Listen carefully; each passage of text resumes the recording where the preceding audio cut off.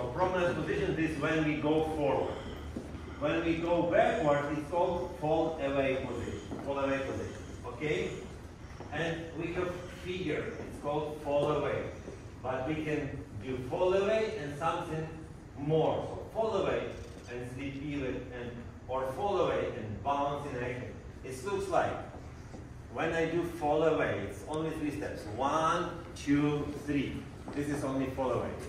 Then if I say bounce fall away, it means this bounce step. So this is bounce action. Bounce. Then we proceed to promenade. 1, 2. So it looks like promenade position. I want to create promenade position. But next, I do not like do promenade step.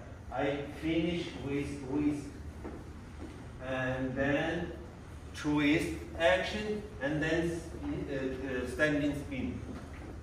To promenade, and now bounce promenade will be some step. Okay?